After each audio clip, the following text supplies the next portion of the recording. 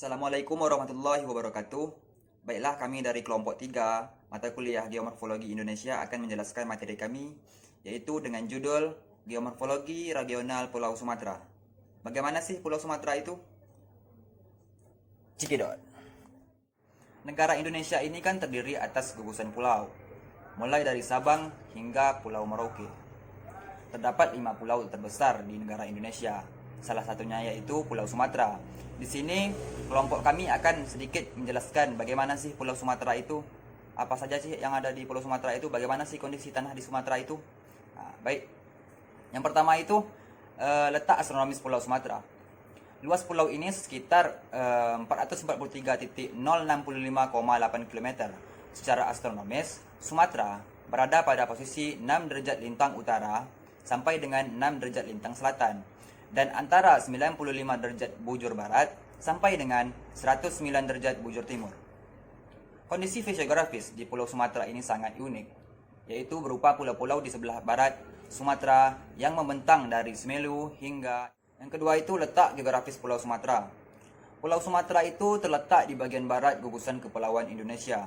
Di sebelah utara berbatasan dengan Teluk Belanga, di timur dengan Selat Melaka, di sebelah selatan dengan Selat Sunda, dan di sebelah barat dengan Samudra Hindia. Pulau Sumatera itu mempunyai bentuk memanjang dari Kota Raja sampai bagian utara sampai Tanjung Cina di bagian selatan sepanjang 1650 km dan sepanjang pantai banyak teluk-teluknya. Yang ketiga itu batas Pulau Sumatera. Secara umum, batas wilayah adalah tanda pemisah antara unit regional atau yang dikenal dengan wilayah geografi yang bersebelahan.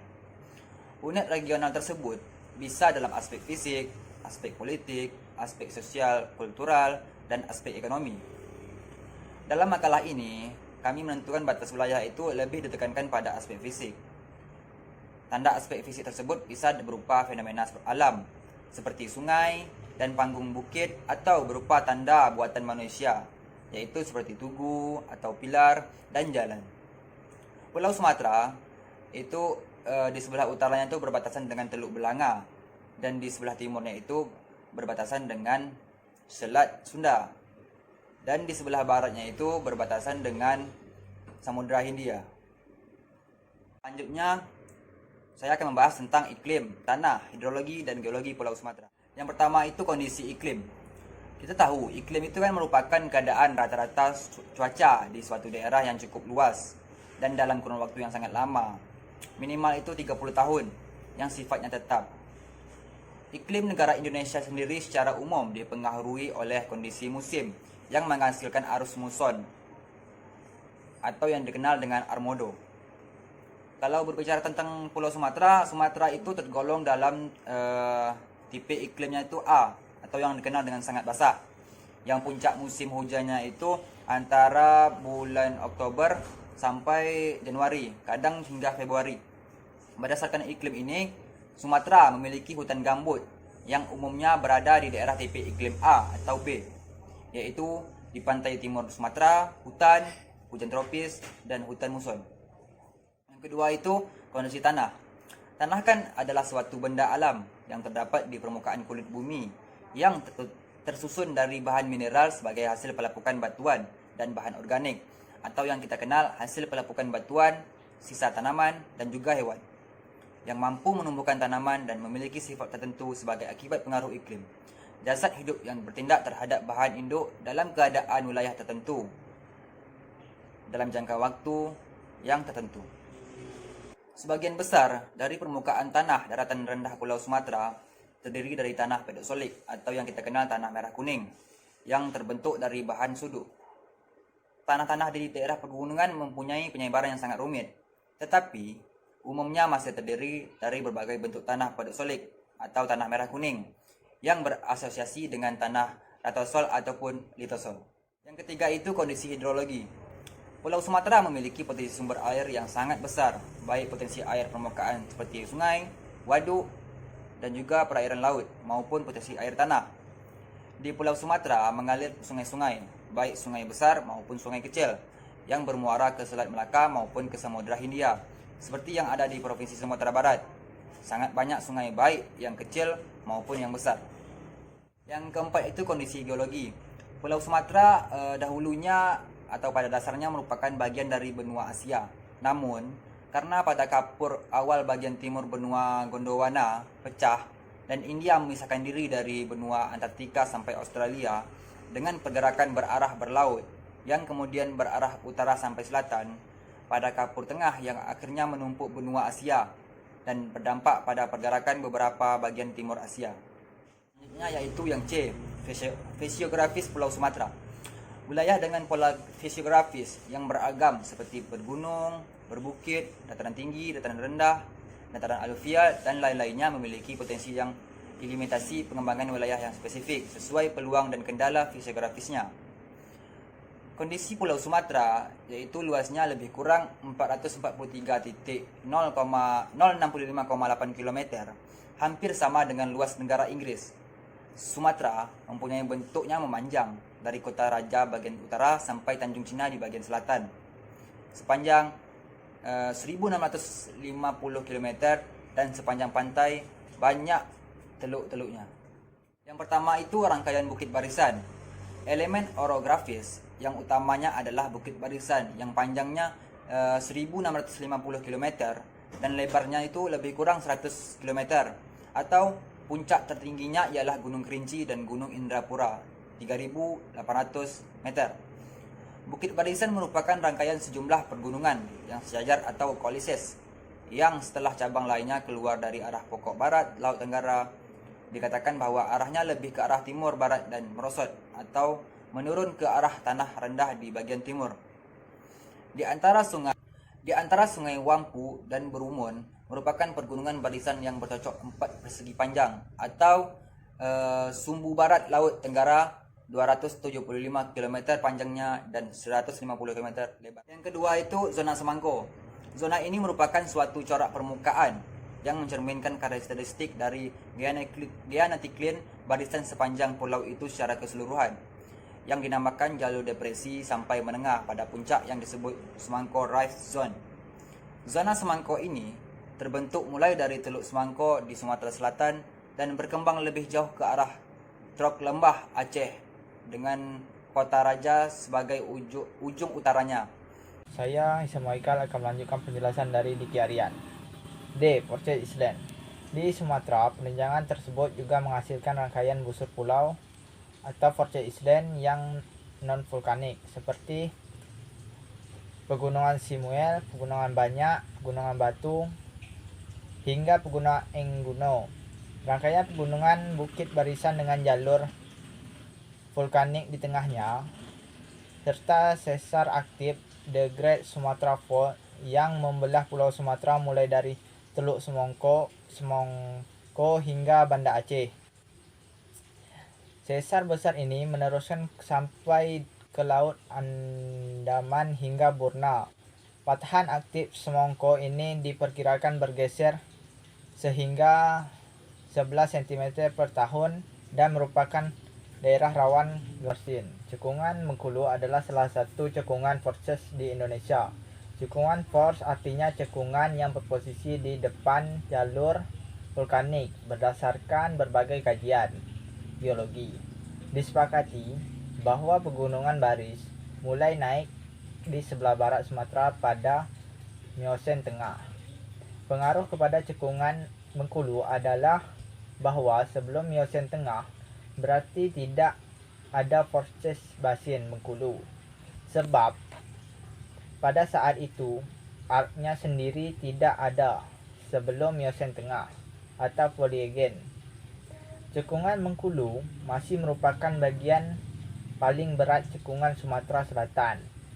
Lalu pada periode setelah Miocene Tengah atau Neogen, setelah pegunungan baris, cekungan Bengkulu dipisahkan dari cekungan Sumatera Selatan. Mulai saat itu, cekungan Bengkulu menjadi cekungan force dan cekungan Sumatera Selatan menjadi cekungan belakang busur.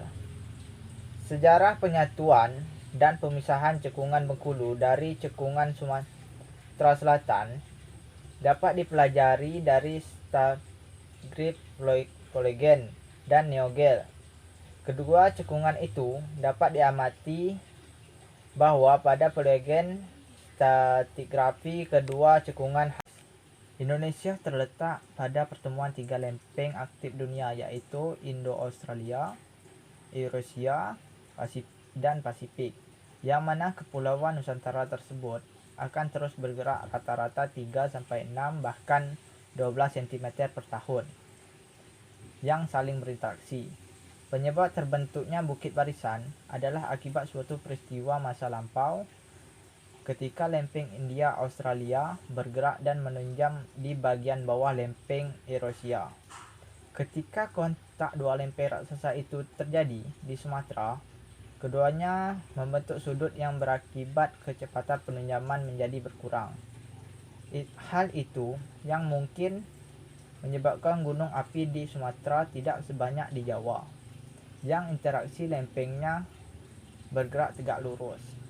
Interaksi antara dua lempeng itu melahirkan sebuah robekan pada permukaan bumi. Sumatera yang terletak di antara bukit barisan dikenal sebagai sesar besar Sumatera. Sesar ini mematahkan dalam zona yang rumit, berawal dari pulau-pulau di ujung Sumatera di Aceh, membentuk lembah-lembah memanjang di daratan, dan di antaranya membentuk deretan danau-danau besar di sepanjang jalur yang dilintasinya, hingga ke ujung selatan di Teluk Semangko, Lampung. Karena adanya sesar ini pula, di sepanjang jalur yang dilintasinya bermuncul pusat-pusat gempa bumi bersama pusat. Selanjutnya tentang Patan Semongko. Patan Semongko merupakan bentuk suatu geologi yang terbentang luas di Sumatera dari utara ke selatan, yang dimulai dari Aceh sampai Teluk Semongko di Lampung. Patan ini merupakan patan geser atau patan mendatar. Pembentukan Patan Semangko ini subduksi antara lempeng Samudra Hindia, Australia, dan Sundaland dengan pola konvergen yang miring. Gerakan miring ini mempunyai dua gaya, yaitu gerakan turun dan gerakan mendatar.